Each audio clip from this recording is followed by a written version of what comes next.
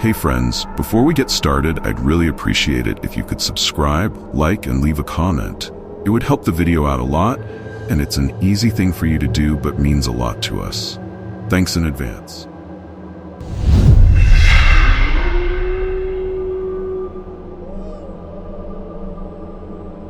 There were some scary stories about the neighbor's sour apples, mostly about a man they called the Black Man. I can barely remember what they said about him, just that it was really frightening. I tried not to show my fear because it felt like they were intentionally trying to scare me, and I thought there was no such thing as this Black Man before I got there. The only thing I could recall from their stories was what one of the village girls said, that he really liked to bite people on the ears. I honestly don't get how I managed to keep talking to them after all that craziness. But I did, even though I was a bit scared of them and their creepy stories. I was so freaked out that I didn't just avoid going out at night. I was afraid to even look out the window. They really had me spooked. My grandma wouldn't let me go anywhere at night either. My suspicion and paranoia hit an all-time high when my new friends invited me to go for a walk in the woods. Not to pick anything, just to hang out. I stupidly agreed at first, since everything seemed fine. The anxious feeling of fear only hit me when I noticed my friends rushing ahead. I could barely keep up with them, but I didn't even think to ask them to slow down. I didn't want them to realize I had noticed their hurried pace. For some reason, I was even more scared of them. I freaked out when I saw that the chatty guys from the village had gone all quiet. There was this tension in their looks, like they were anticipating something.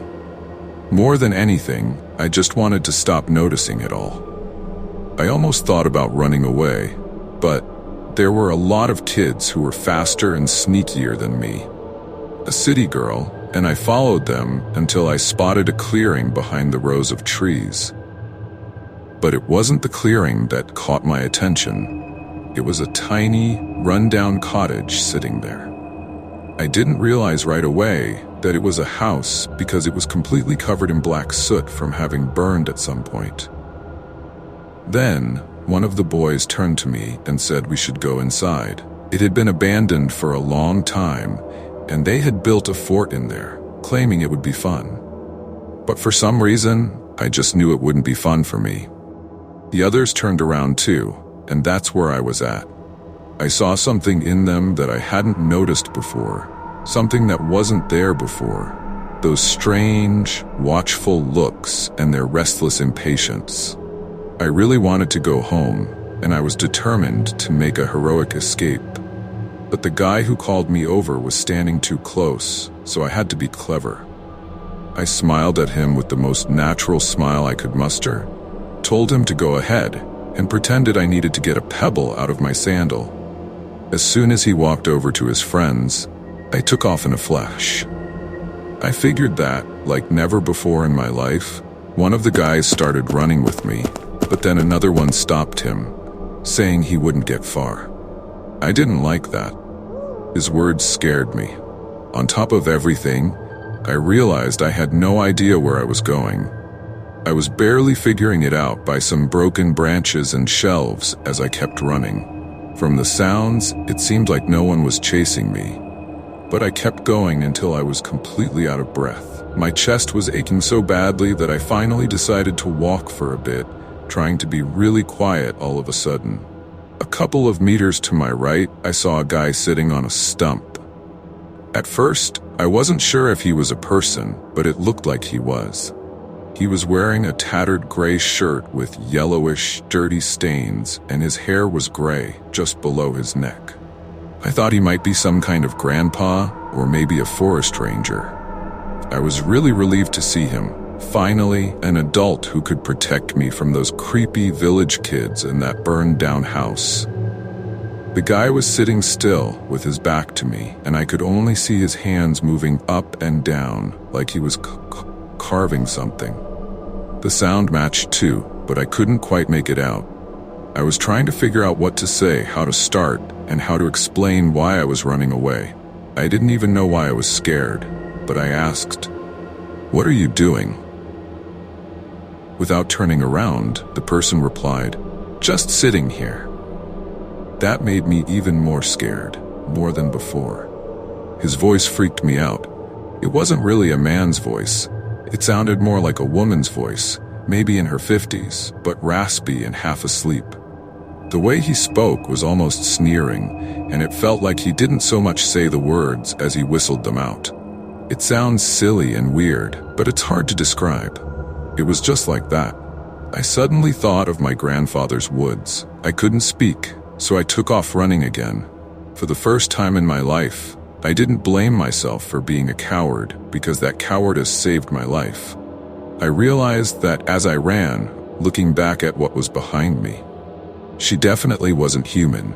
She was dry and bony, almost strong-looking with strange proportions. Her face was human but really dirty, smeared with something black. The grime was settled deep in the wrinkles on her forehead and under her eyes. One eye was huge but swollen, and the other one was completely missing. Instead of lips, there were just flaps hanging down. The edges of the skin were frayed, and its nose was all messed up, like it had been twisted into a spiral. That's what I could make out in that brief second. It seemed like it fell back when it saw my face, and for a moment, I was relieved that the chase was over. But that wasn't the case. It got up on all fours and went back after that creature, which sparked a second wind in me. I started to panic. I couldn't feel my body. Most of all, I was scared I wouldn't find my way back to the village and would be lost forever in this forest. The monster was running a bit behind me and to the right. I don't know how I managed to keep going. I felt like I was capable of thinking, but it seemed like something was deliberately pulling me off the right path, almost like it wanted me to get lost. Running straight towards it felt even worse. I was completely desperate, but tried not to cry so I wouldn't lose my composure. Suddenly, I heard a dog barking. Sounded like a really big one. After running a bit more, I saw it through the trees. It was huge, barking loudly and looking off to my right. Caught up in a false sense of safety, I glanced to the right too, but there was nobody there.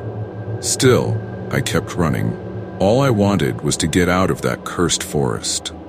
As I ran alongside the dog, I saw a man standing next to it, this time a real, ordinary grandpa. He asked me what was wrong and if I needed help, but I didn't trust anyone anymore. I just kept running from what I thought was a village. Finally, I burst out of the woods and let the tears flow. I was sobbing loudly, tears streaming down my face like rain. Passers-by tried to stop me, asking what had happened, but I just kept running all the way home. When I finally got there, I sat in the corner at the kitchen table and cried probably until evening, while my grandma kept trying to get me to tell her what happened. She asked about maniacs, rapists, and escaped convicts, but I just kept crying. When she asked where my friends were, I started crying even louder. The next day, I tearfully begged my parents to take me back home, and that evening, my dad came to pick me up. I wanted my grandma to come with us because I was worried about her, but of course, she wouldn't agree. The whole way home, all I could think about was what had happened to me. Something happened in this forest that I discovered for myself, and I didn't like it. I saw a black figure, and the village guy said it was a hack. I couldn't run far, and maybe they're taking other kids who aren't locals because they don't care about them. How many kids have they already taken?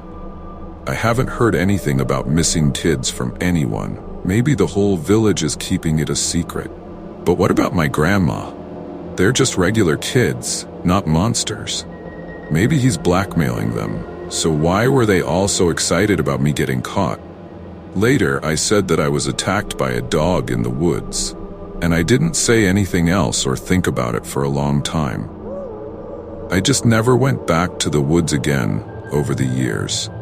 And I didn't visit my grandma either, because I was scared to ask about that house. Now that I'm not scared anymore, it feels too late to bring it up. I've decided to share this. At least someone should know about it. I don't think the adults were aware of what was happening in the woods, and I never heard about any missing kids from that village. So now I'm writing this, and that's it. I'll never bring it up again, but I just want to say that there's definitely stuff to be scared of in the woods, and those abandoned, burned down houses too. Don't try to prove your bravery to anyone. Trust your instincts, because you never know what might happen to you out there. The story is, to put it mildly, strange, and I can't say for sure how true it is. But I also have no reason to doubt the honesty or sanity of the person who told me. Dasha is a cashier at a little grocery store not far from me. I often pop into the store near my place when I run out of bread or milk.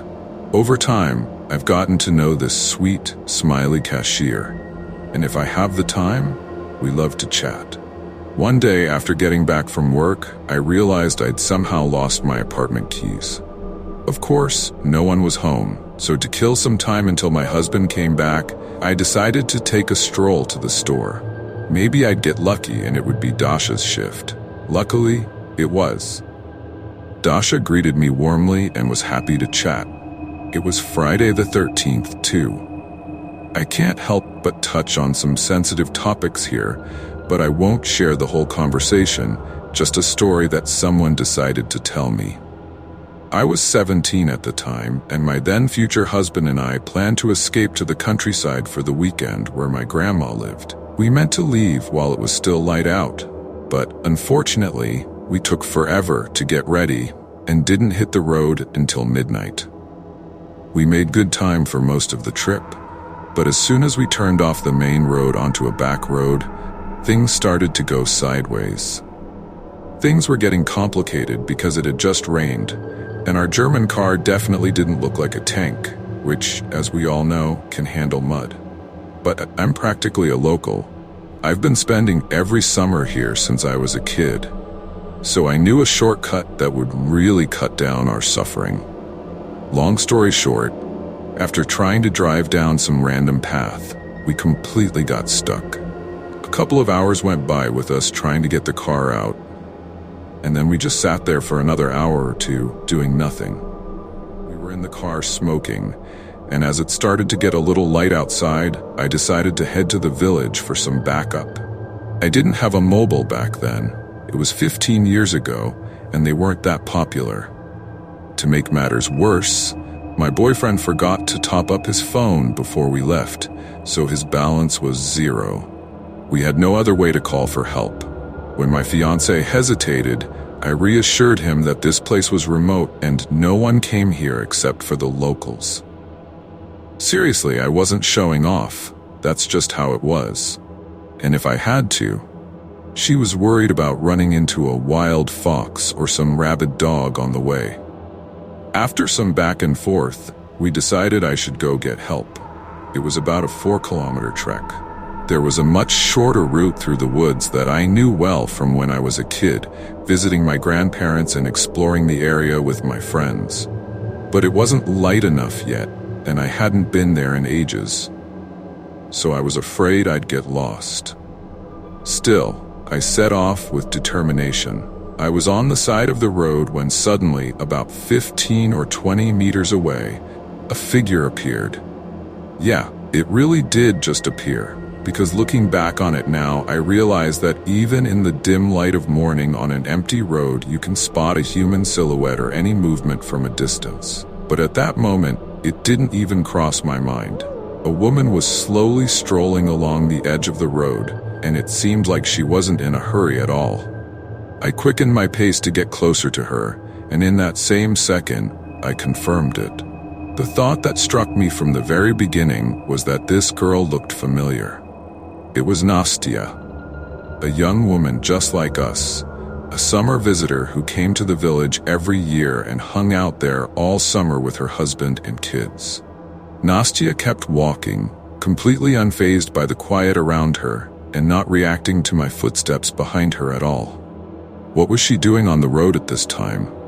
I figured that out pretty quickly. Romka, Nastya's husband, wasn't shy about drinking, and after a few shots, he would throw such wild parties that the whole village knew about it.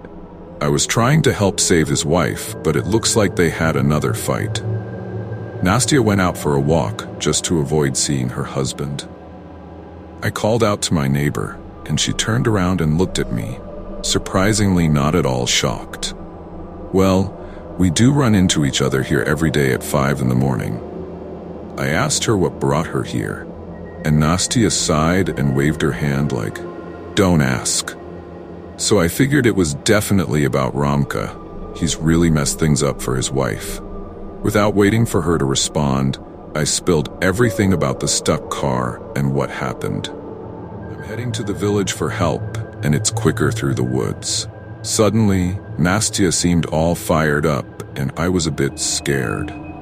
I don't really remember if it was the road or the woods. Anyway, I was about to say goodbye when she grabbed my hand and dragged me toward the forest. Well, maybe it's a good thing I ran into her. I'll get to the village faster. Nastya confidently marched through the woods, holding on to my hand while I trailed behind like a little dog on a leash, just trying not to trip over any roots. At one point, I started to feel like we were going the wrong way. Definitely not heading in the right direction. I didn't remember the road very well, but somewhere deep down I felt like something was off. "Are we going the right way?" I shouted, staring at the back of Nastya's head. And guess what? She didn't even flinch. On top of that, she sped up even more. A few seconds later, we were literally running through the forest, with Nastya in front and me still trailing behind. "Nastya, wait. Where are we even running to?" I yelled at the top of my lungs. She didn't respond, and I tried to pull my hand away, but Nastya, she was holding on so tight that I couldn't break free, and it felt like something was scraping against me, like it was made of sandpaper. It's weird that I didn't notice it right away.